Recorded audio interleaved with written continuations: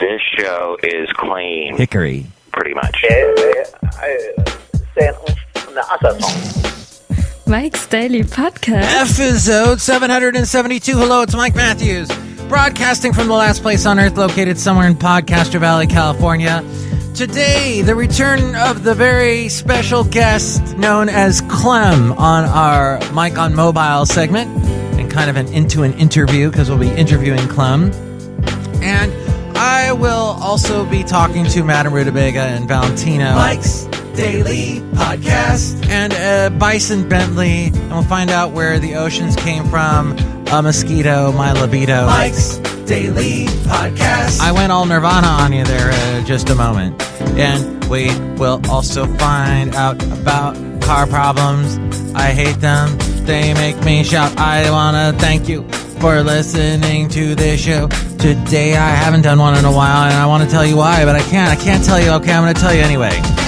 The reason was I was busy. And Mike's Daily Podcast. I had wanted to get a very special guest for the next show, and they kept canceling on me. Mike's and Wham Daily. I loved Wham Podcast. Wake me up. Yeah. Before you go, yo. Isn't that amazing how those words rhyme?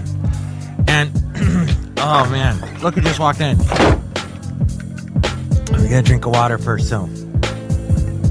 I'm having a Matthews Chino, which I think I've discussed before on the show.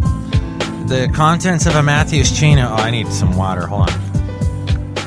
Okay, contents of a Matthews Chino is old coffee that you put in the fridge that's very strong, grinding lots of beans to make it. You need a little bit of milk, a little bit of cocoa powder, and some chocolate chips. Grind it up in a blender, and then you're in Nirvana, so to speak. It's so okay, it's not for everybody, but I'm having one right now. It's so good. And look who just walked in. Hello, my Matthews, Madame Rootabega. That sounds very, very gross. Ooh. Yeah, you know what? You keep your opinions to yourself. I'm tired of all the characters that come into the last place on earth picking on me. I know I'm over 6 feet. Not that much over 6 feet, but I am a little. And people are prone to pick on me. I'm bald. I'm goofy. I'm old. I think, and I have a youngish sounding voice. Horrible the way God has dealt me these cards, Madame Rootabega. Michael Matthews, I completely lost interest in what you were saying. Ooh, that happens a lot. To me, it would appear. Look who else just walked in. Okay, Mike, this is Valentino, the parking attendant. And this is Bison Bentley. Do you know that? Mike, we heard on the last show that Bonita said she's lactose intolerant and that the disgruntled fiddle player looks at his big hat all day. Yeah, what a strange occupation. Can I think of anything better to do? Do you know that? Like what, do a podcast? Yeah, that's productive. Do you know that? Well, all right, you know what? That was a bizarre show, the last one. Disgruntled fiddle player stares at his big hat all day. He should try one of my Matthews Chinos. These are so good. I think we were going to talk about where the oceans came from. Nah! Well, Bison, it's going to be really fascinating. Aren't you excited, Madame Rootabega? Michael Matthews, I can't wait to get into this story. NationalGeographic.com is where I found this. And it says, where do the oceans come from? The study, headed by Adam Seraphian. Let's hear it for Adam Seraphian. I'm not even saying his name right.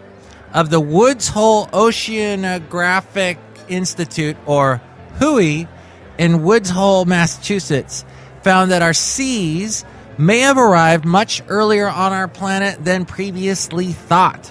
The study pushes back the clock on the origin of Earth's water by hundreds of millions of years to around 4.6 billion years ago, when all the worlds of the inner solar system were still forming.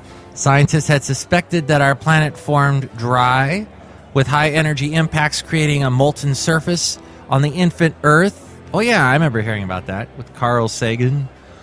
Billions upon billions. Water came much later, went the thinking, thanks to collisions with wet comets and asteroids. Horst Marshall, a geologist at WHOI, says some people have argued that any water molecules that were present as the planets were forming would have evaporated or been blown off into space. For that reason, he said scientists thought that surface water as it exists on our planet today must have come much, much later, hundreds of millions of years later. But no one was certain. To pin down the exact time of the arrival of Earth's water, the study team turned to analyzing meteorites thought to have formed at different times in the history of the solar system. They looked at carbonaceous chondrite meteorites that have been dated as the oldest ones known. They formed around the same time as the sun before the first planets, and next they examined meteorites that are thought to have originated from the large asteroid Vesta, which formed in the same region as Earth some 14 million years after the solar system's birth. Okay, well, it says here the study shows that Earth's water most likely accreted at the same time as the rock, the meteorites from Vesta, and the carbonaceous chondrites that hit the Earth. These meteorites brought us water. Weird. While the authors are not ruling out that some of the water that covers 70% of the Earth today may have arrived later, their findings suggest there was enough already here for life to have begun earlier than thought. Later that day. Sorry, I've been sitting here thinking about this concept, and it's just blown my mind. I had to stop recording for a second. Wow. Okay. Well, what do you think about all this? Email me, MIKEs-DAILY-PODCAST-772-Comedy. What do you think about the rain we're going to get? What do you think about this stupid... Oh, yeah, I got to get my car fixed tomorrow. Luckily haven't had to see a mechanic in like over 4 years. Been happy about that. But now, what's my car doing? Oh, it runs, but I can't put gas in it. I stick the pump in, and I try to hold the handle down, and it keeps clicking off. And I looked on all these tutorials and stuff online, and they're saying, oh, the problem is that the air can't escape from the tank as you're putting gas into it. So you got to clean out that valve. I don't know where the hell that valve is, so I'm probably going to have to pay, $400, $500 to get it fixed. I'm looking forward to that tomorrow. Grumble. And so, email me, MIKEs-DAILY-PODCAST@gmail.com. Madame Rootabega? Yes? Michael Matthew, if they email you, what do they get? They get me responding to their email on the show in the segment Emails from Email. Oh, that's exciting.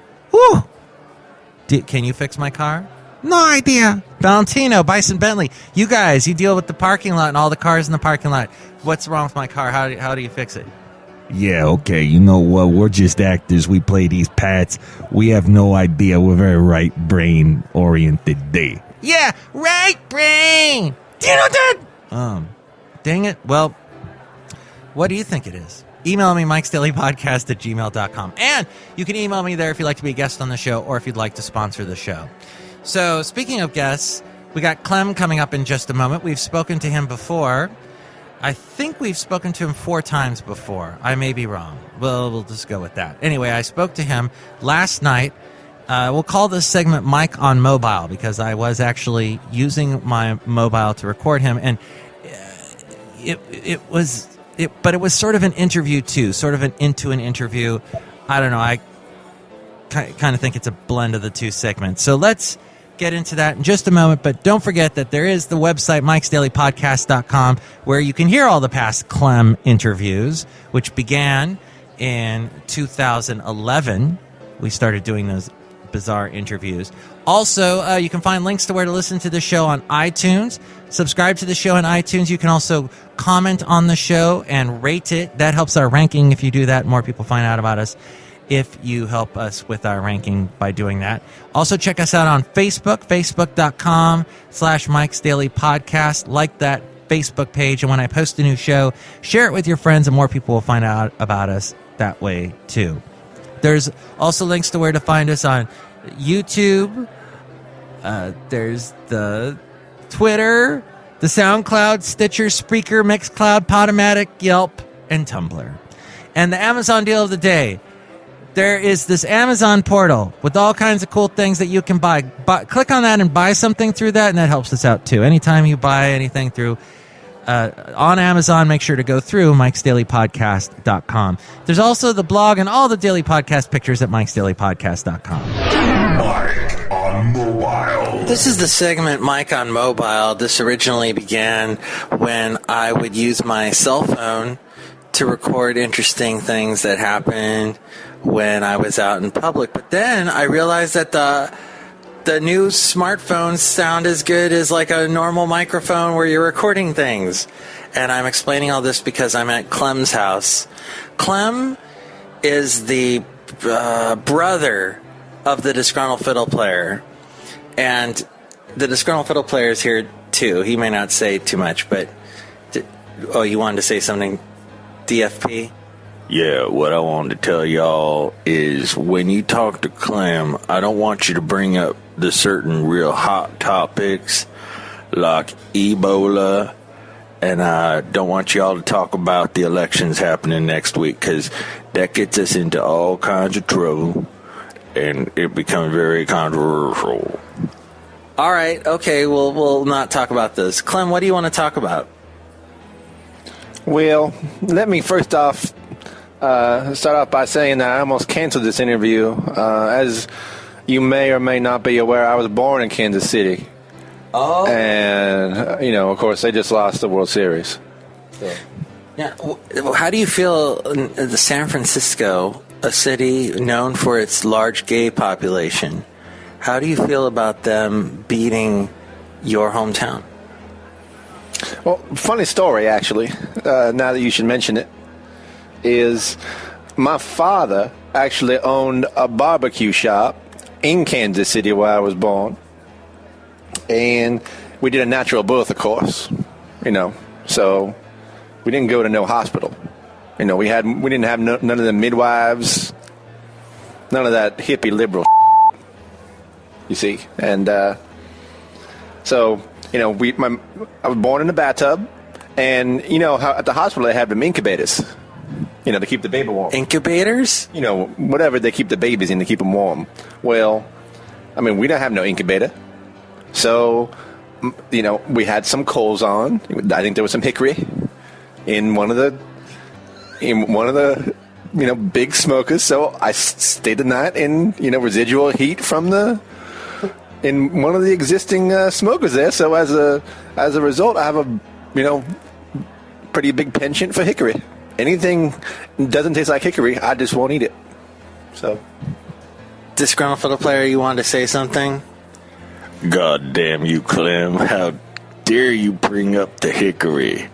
I told y'all, don't ever talk about hickory. Hickory is what makes me weak, and I don't want people to know my weaknesses, Clem. Damn you.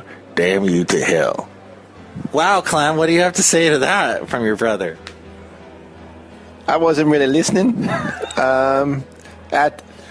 Honestly, he's dead to me, so... Well, in that case, I'm going to leave. Bye, y'all. Bye. That's what his wife, the Benita the rodeo queen, says bye, y'all, bye when she leaves. Okay, well, so the disgruntled fiddle player's gone. Clem, now that he's out of here, let's talk about Ebola. What do you think about that? And, may I try some of this whiskey that you brought? This is very good whiskey. You made this yourself? Asian hickory barrels. Yes, I did. I'm a fan of hickory now. Hickory dickory dock, right? You finish it. I'm not familiar with that nursery rhyme or whatever that happens to be. It sounds like it's some liberal brainwashing bull. Anyway, tell me more about the thing that we were talking about. Well, I thought you wanted to talk about the Ebola virus. That's right. Well, people say it's not a big deal because you have to consume someone's blood or their feces and what have you. But that's more common than you think. Back, when we had arranged marriages, when I met my first wife, one of the first things you do is drink her blood. I And no, so that